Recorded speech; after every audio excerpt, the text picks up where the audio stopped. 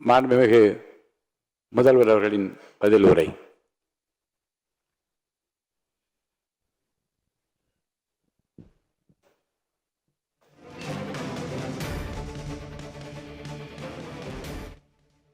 மாண்புமிகு பேரவைத் தலைவர் அவர்களே, திரு சி. ஜோசப் விஜய் அவர்களை முதலமைச்சராக கொண்ட அமைச்சரவை மீது இப்பேரவை தனது நம்பிக்கையை தெரிவிக்கிறது என நான் மொழிந்துள்ள அரசினர் தீர்மானத்தின் மீது அனைத்து கட்சிகளை சார்ந்த மாண்புமிகு உறுப்பினர்கள் தங்களது கருத்துக்களை தெரிவித்து தீர்மானத்தை ஆதரித்தும் எதிர்த்தும் உரையாற்றியுள்ளனர்.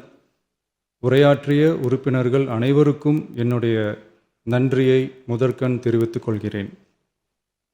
இந்திய தேசிய காங்கிரஸ் கட்சி சார்பாக உரையாற்றிய மாண்புமிகு திரு சே. ராஜேஷ்குமார் அவர்கள் தீர்மானத்தை வரவேற்றதோடு மட்டுமல்லாமல் மதசார்பற்ற அரசுக்கான ஆதரவு என கூறினார்கள். நிச்சயமாக இந்த அரசு மதசார்பற்ற அரசாகத்தான் செயல்படும் என்கிற உறுதியை தெரிவித்துக் கொள்கிறேன்.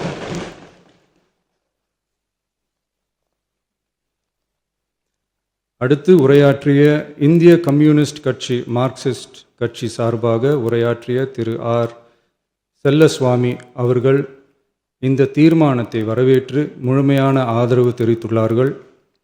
விடுதலை சிறுத்தைகள் கட்சி சார்பாக உரையாற்றிய மாண்புமிகு உறுப்பினர் திரு வன்னி அரசு அவர்கள் உரையாற்றுகையில் நம்பிக்கை வாக்கெடுப்பில் வெற்றி பெற்று இந்த அரசு 5 ஆண்டுகள் தொடரும் என நம்பிக்கை தெரிவித்தமைக்கு என்னுடைய நன்றியை தெரிவித்துக் கொள்கிறேன்.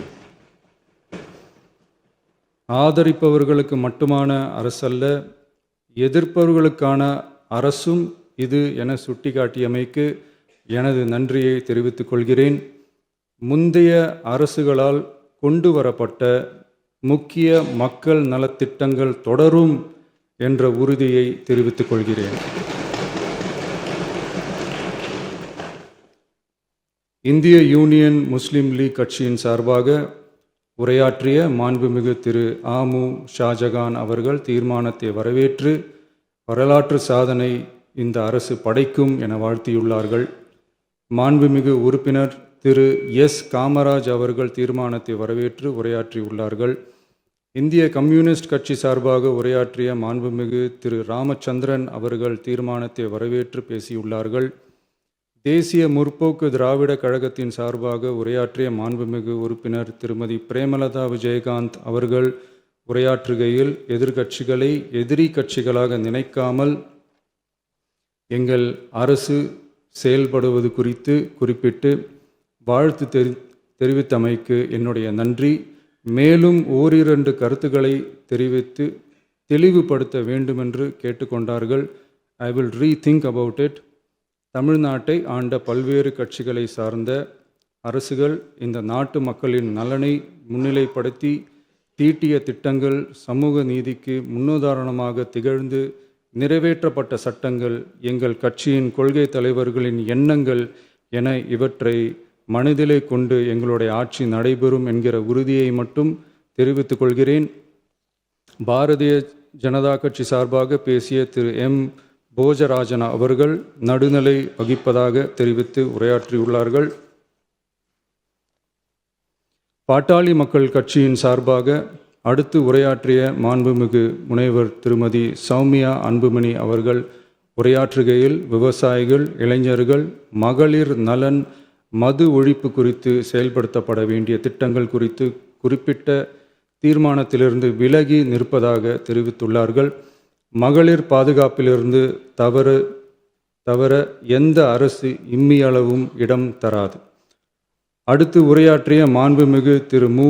தமிழன் அன்சாரி, மாண்புமிகு திரு கே. நித்யானந்தன், மாண்புமிகு முனைவர் MH ஜவாஹிருல்லா, மாண்புமிகு திரு எடப்பாடி கே. பழனிசாமி அவர்கள் மற்றும் ஆகியோர் உரையாற்றுகையில் தீர்மானத்தை எதிர்த்து உரையாற்றியுள்ளார்கள். எதிர்க்கட்சி தலைவர் வெளிநடப்பு செய்துவிட்டார்கள். மாண்புமிகு திரு SP வேலுமணி அவர்கள் தீர்மானத்தை ஆதரித்து உரையாற்றியுள்ளார்கள். குதிரை பேரத்தில் எமது அரசு ஈடுபடுகிறது என்று கருத்தை தெரிவித்த மாண்புமிகு உறுப்பினர் அவர்களுக்கு நான் ஒன்றை மட்டும் சொல்லிக்கொள்கிறேன். இந்த அரசு குதிரை வேகத்தில் செயல்படுகிற அரசே தவிர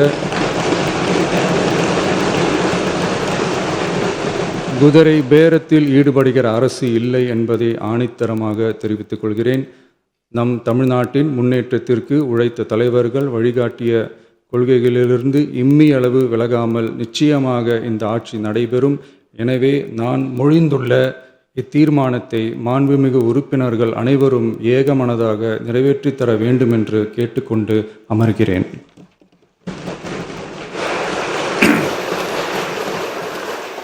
அரசினர் தீர்மானத்தின் மீது இப்போது வாக்கு